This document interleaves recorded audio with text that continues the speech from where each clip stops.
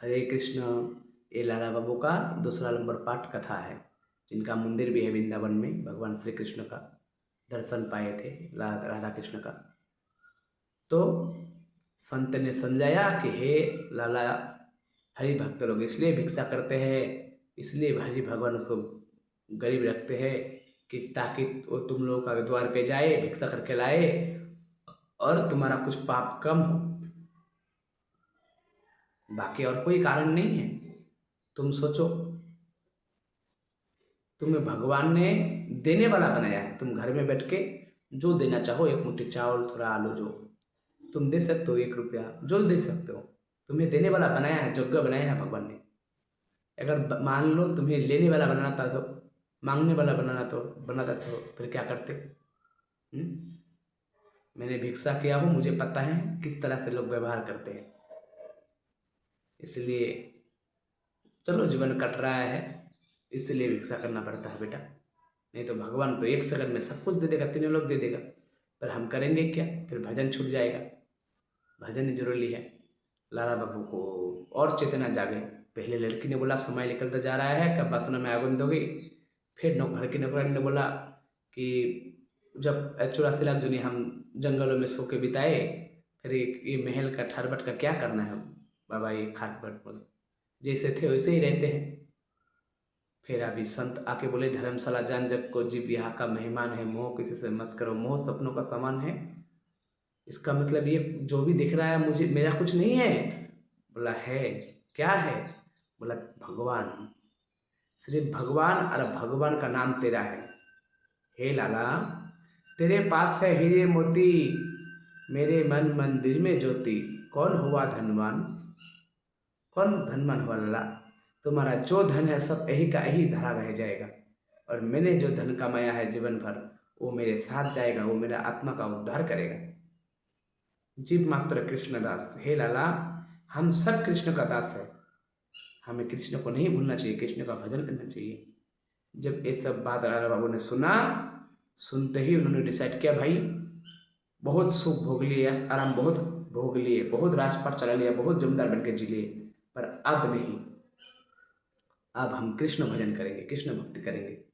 फिर लाला बाबू ने, उनका बेटी थी, उनका पत्नी थे, उनको जाके बोला ऐसे ऐसे बात है। जो अपना नाम पे जमीन जगह जो भी थे राजपाट, सब उन्होंने अपना पत्नी के नाम कर दिए। बोला पत्नी को, बेटी को बोला कि मुझे भगवान का भजन करना है, तो मैं वृंदावन जा रहा हूँ, संन्यास ग्रहण कर रहा हूँ। तो पत्नी यार, बेटी रोने लगे। पत्नी ने बोला, देखो जी, मैंने माँ बाप घर बारी त्याग करके सिर्फ तुम्हारे हाथ पकड़ के तुम्हारे भरोसा पे आया था, अब तुम ही छोड़ दोगे? बोला, देखो देवी, एक ज्ञान की बात करता हूँ। देखो, साधु संत का दर्शन करने से ही भगवान का भक्ति और ज्ञान अपने आप आ जाता है अंदर। उन्होंने बोला, देखो देवी, ऐसे तुम कितना जन्म में मुझ जैसे कितना पति पाए, कितना पति खोए, है ना? कितना माँ बाप पाए, कितना माँ बाप खोए, कितना बेटी बेटा पाए खोए, कितना राजपाट पाए खोए, पर परमानेंट तुम्हारा कुछ नहीं हुआ ना।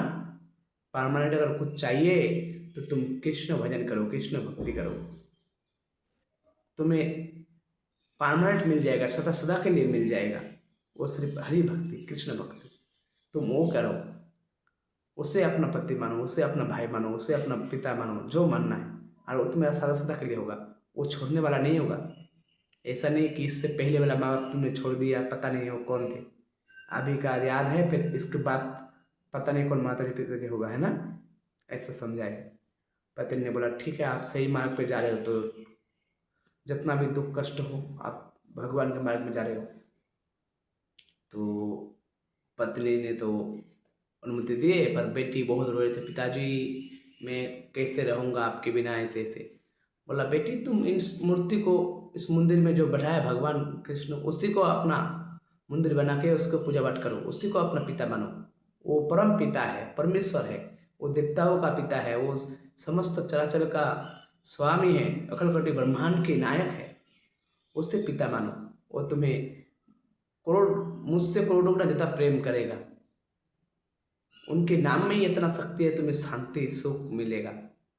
ऐसे करके लाला बाबू ने समझाया। किसको? उसकी बेटी को। उसकी बेटी ने कहा, पिताजी आप जा रहे हो, हम आपके बिना रहेंगे, बहुत कष्ट होगा।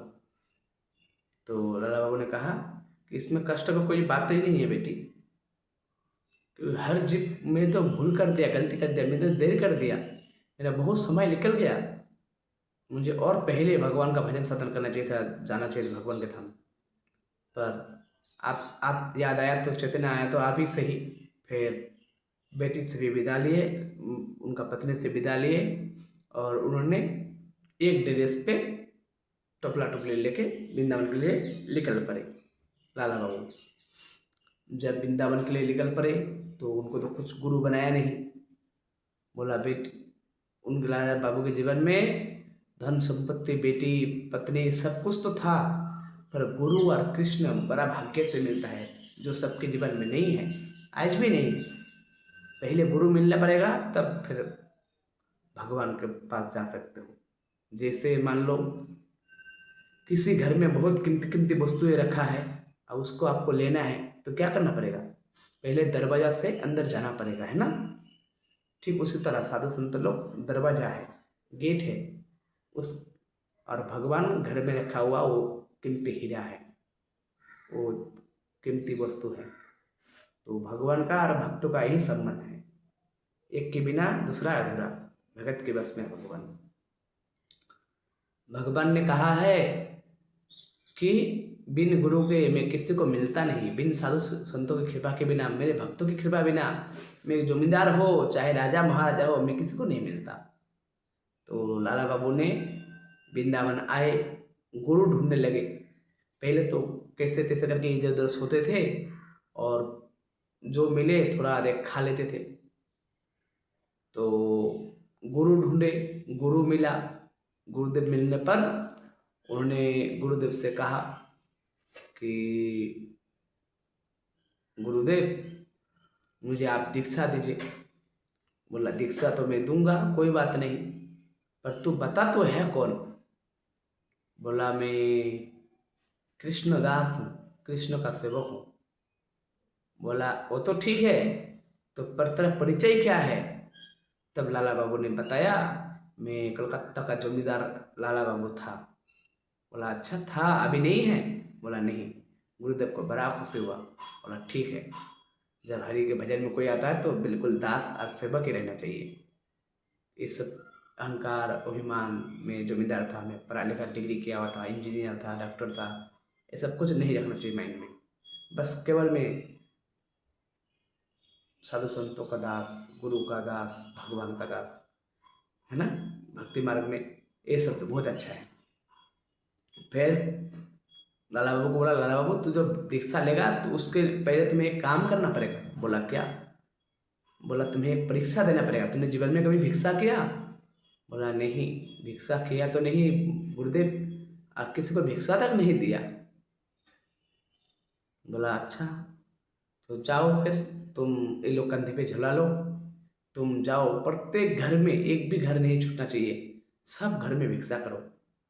तब जब तुम भिक्षा करके लाओगे, फिर तुम्हारा अभिमान जो सर उठा के रखते हो, ना सर को झुकाना पड़ेगा, नाक काटना पड़ेगा, तब जाके तुम भिक्षा करके लाओगे, लोगों का दो चार गालियाँ खाओगे, फिर तुम्हारा शरीर से जगेगा, फिर तुम्हें मैं दीक्षा दूंगा। लाला बाबू ने गुरुदेव की आज्ञा पर भिक्षा करने के लिए गए। सबके घर में वृंदावन के भिक्षा किए, पर एक उनका शत्रु था, जगत सेठ नाम का, वृंदावन का ही। उन्होंने इतना भी शर्त रखा था, जमीन जमीन का कुछ झगड़ा चल रहे थे, कि जो भी लाला बाबू का सर काट के लाएगा उसको मैं बहुत ज़्यादा इनाम दूंगा, भीगा भीगा जमीन दूंगा और भी धन संपत्ति दूंगा। पर लाला बाबू इसी डर से उसके घर में, उसके डर नहीं, ऐसे ही गया ही नहीं उसके मित्र के घर में। अब डरना क्या है, भगवान को जीवन दे दिया, मरना है रखना है, भगवान की इच्छा। तो लाला बाबू सबके घर भिक्षा किए, जगत सेठ का घर गया नहीं। जगत सेठ भी एक जमींदार थे। फिर जब गुरुदेव के पास आए, गुरुदेव ने ध्यान करके देखा, बोला सबके घर में भिक्षा किया? बोला हाँ गुरुदेव। बोला ना, मुझे कुछ गड़बड़ लग रहा है। बोला क्या गड़बड़ लग रहा है? बोला तू सच सच बता, तू किसी का घर बाकी तो नहीं रखा? बोला नहीं गुरुदेव। बोला तू जगत सेठ का घर गया था?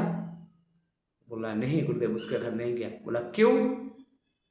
बोला ऐसी ऐसी बात है, मेरा उनके साथ पुराना दुश्मनी था और उन्होंने, वो देखते ही मेरा सर काट के झुला देगा अपने गेट पे, क्योंकि उन्होंने इनाम रखा है, मेरे सिर को जो काट के लेके जाएगा उसको इनाम देगा, धन संपत्ति।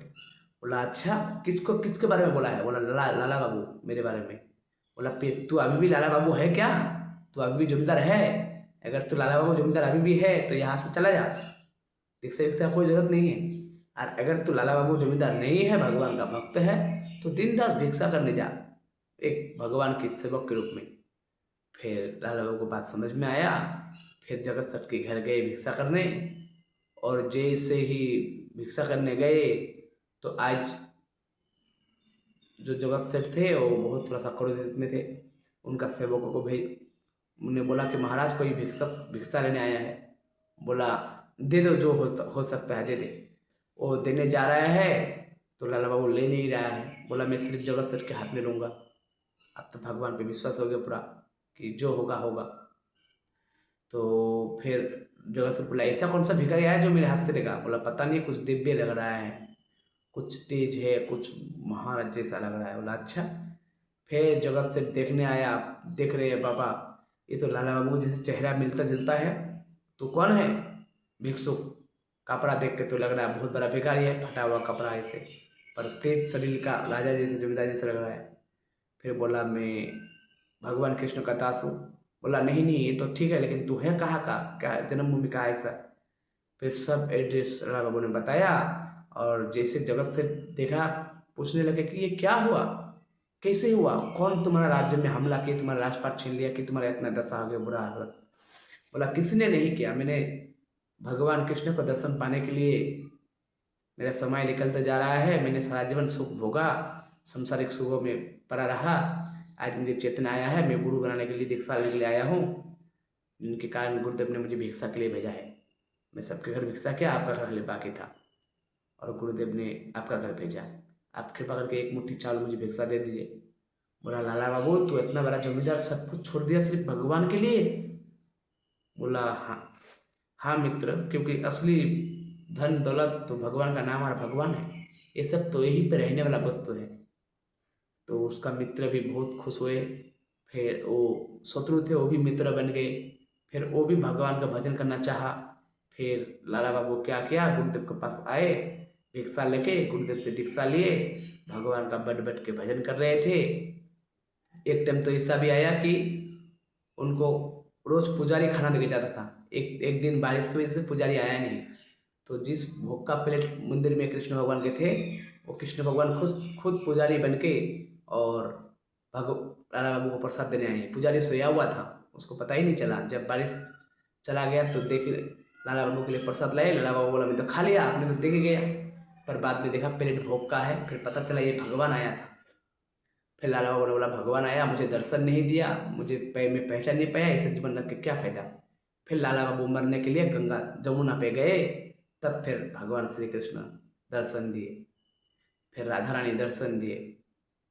फिर उनका दर्शन करके लाला बाबू अपना जीवन को धन्य किया और बोला जिस उद्देश्य से मैंने भगवान का भजन किया वो भगवान मुझे मिल गया। आप मुझे जीवन में कुछ नहीं चाहिए, हे भगवान हर जन्म में मुझे गरीबी बनाओ चलेगा, दुख दर्द दो चलेगा, पर मैं आपका भक्त बना रहूं। आपको आज तक मैंने जितना भी सुख भोगा, सालों सालों तक धन संपत्ति संसारिक, वो सारे सुख आपका एक झलक दर्शन के से बड़ा नहीं है। आपका एक झलक दर्शन से जितना सुख मिल रहा है, आपका नाम लेने से जितना सुख मिल रहा है, ये सब वस्तुओं में मुझे ऐसा सुख कभी मिला ही नहीं। ये तन, ये धन, ये आंखें मेरा धन्य हो गया, ये कान कि आपको देख पाया, आपका आवाज़ सुन पाया है। प्रभु मैं आपको गले लगाना चाहता हूँ। भगवान श्री कृष्ण से लाला बाबू को गले लगे, भगवान श्री कृष्ण को यही मांगा कि हर जन्म में कुछ दो ना दो, मुझे गुरु और अपना भक्ति देना, अपना दर्शन देना। बुद्धिमान यही होता है, भगवान को मांगना, भगवान का पूजा पाठ भक्ति मांगना। राधे राधे। ये लाला बाबू का 2 नंबर पाठ है।